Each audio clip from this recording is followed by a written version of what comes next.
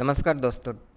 Share market up down में आपका स्वागत है। इस वीडियो में मैं ये बताऊंगा कि क्या सरकारी कर्मचारी गवर्नमेंट एम्प्लॉय शेयर मार्केट में निवेश कर सकता है कि नहीं।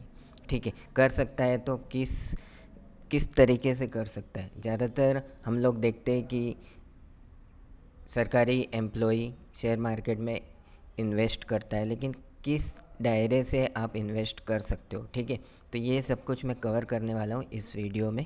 तो ये वीडियो काफ़ी इंफॉर्मेटिव होने वाला है उन लोगों के लिए जो गवर्नमेंट एम्प्लॉई है, जो स्टेट गवर्नमेंट में या फिर सेंट्रल गवर्नमेंट में। ठीक है, तो क्या गवर्नमेंट एम्प्लॉय शेयर मार्केट में इन्वेस्ट कर सकता है, आज का मुद्दा यही है। तो गवर्नमेंट एम्प्लॉय या स्टेट गवर्नमेंट का हो या फिर सेंट्रल गवर्नमेंट का हो, वो एफपीओ, इंट्राडे या ऑनलाइन गेम, क्रिप्टो करेंसी या म्यूचुअल फंड में इन्वेस्ट नहीं कर सकता। ठीक है, बाद में बताऊंगा कि किस तरीके से आप इन्वेस्ट कर सकते हो। ठीक है, तो रूल नंबर 16 के हिसाब से जो सेंट्रल गवर्नमेंट या स्टेट गवर्नमेंट के एम्प्लॉई जो आईएएस है, ठीक है, तो वो लोग इसी किसी तरीके से सट्टाबाजी, इसका हिंदी जो होता है सट्टाबाजी होता है, सट्टा जो होता है उसमें इन्वेस्ट नहीं कर सकता।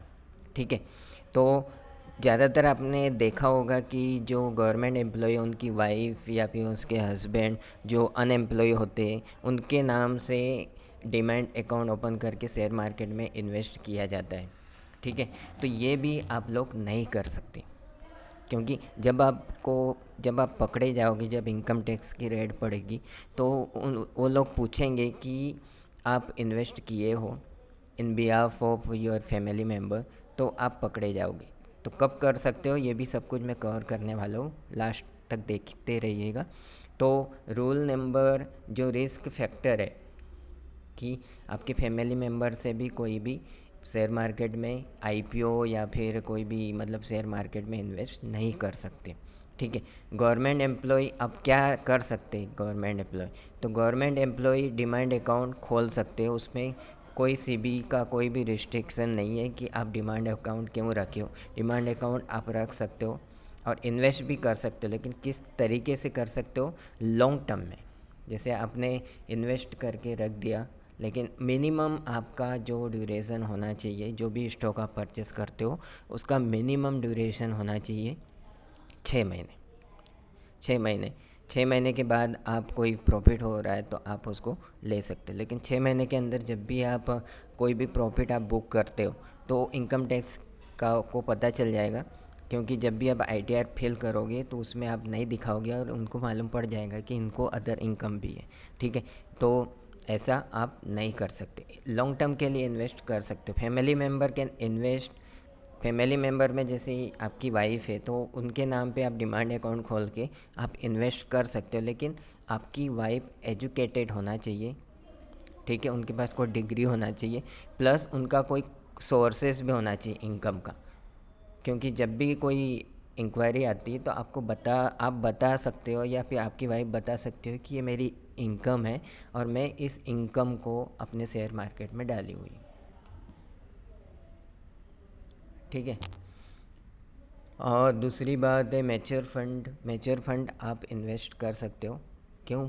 क्योंकि ये जो हैंडल करता है म्यूचुअल फंड वो ब्रोकर के थ्रू होता है। मेन बात ये है कि गवर्नमेंट ने ऐसा रूल इसलिए निकाला है कि जब आप शेयर मार्केट में इन्वेस्ट करते हो तो आप जो ऑफिस आवर में जो काम करते हो उसमें, शेयर मार्केट में ऐसा होता है कि जब भी आप कोई इन्वेस्ट करते हो तो आप डेली बेसिस पे उसको देखना पड़ता है, मतलब हर पल आपकी नज़र शेयर मार्केट में रखना पड़ता है। ठीक है, तो इसी वजह से गवर्नमेंट ने रूल निकाला है कि जब एम्प्लॉयमेंट आपको मिला हुआ है, गवर्नमेंट ने आपको एम्प्लॉयमेंट दिया हुआ है, तो आप दूसरे काम नहीं कर सकते। क्योंकि जब भी शेयर मार्केट में आप कुछ पैसे डालते हो तो आपकी डेली उसमें आपका इंटेंशन आपका बना हुआ रहता है, काम में आपका इंटेंशन नहीं बना रहता है। ठीक है, इसी वजह से गवर्नमेंट ने ये रूल निकाला है कि आप इन्वेस्ट नहीं कर सकते आपके खुद के अकाउंट से।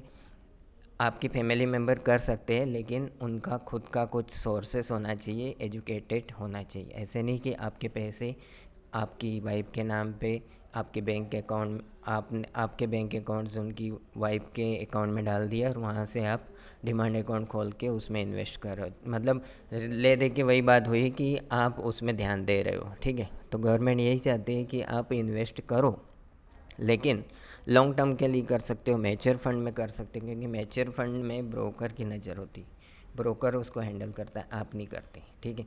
तो गवर्नमेंट एम्प्लॉय आफ्टर रिटायरमेंट आप इन्वेस्ट कर सकते हो, उसमें कोई भी रिस्ट्रिक्शन नहीं है, ठीक है।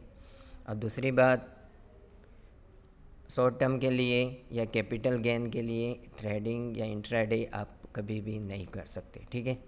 और दूसरा, यदि आपने अभी तक कर दिया है कुछ, मतलब हो सकता है आपसे गलती हो गई है, तो if you are done in, मतलब शेयर मार्केट में आपने कुछ इन्वेस्ट कर दिया, आपको पता नहीं है, तो आप जस्ट ITR का एक फॉर्म आता है, उसमें फिलअप कर दीजिएगा कि ये मेरी गलती हो गई है, और जो भी प्रॉफिट हुआ है उसको आपको शो करना होगा कि इतना प्रॉफिट हुआ है, और बंद कर दो, ठीक है। तो ये एक सरल सिंपल सा रास्ता है आपको शेयर मार्केट में इन्वेस्ट करना हो तो। इसमें सभी जानकारी मैंने दे दिया है कि गवर्नमेंट एम्प्लॉय कभी भी इन्वेस्ट नहीं कर सकता, मतलब कर सकता है लेकिन लॉन्ग टर्म के लिए। जैसे कुछ शेयर परचेस करके आप रख लो, 2-4 साल के बाद आपको जो भी प्रॉफिट हुआ तो आप ले सकते हो, लेकिन इसमें भी एक रूल है कि 3 लाख के ऊपर यदि आपका प्रॉफिट जाता है, जो भी अमाउंट है, तो उसमें आपको इनकम टैक्स रिटर्न भरना पड़ेगा, ठीक है। तो हो सकता है तो आपके फैमिली के नाम पे या कोई वाइफ के नाम पे आप डिमांड अकाउंट खोल के उसमें इन्वेस्ट कर सकते हो, लेकिन वाइफ एजुकेटेड तथा कुछ इनकम होना चाहिए वाइफ की भी, ठीक है। तो thank you for watching and bye bye. Video में थोड़ा भी आपको कुछ भी कन्फ्यूज़न हो तो मुझे कमेंट के जरिए ज़रूर पूछिएगा। Thank you and bye.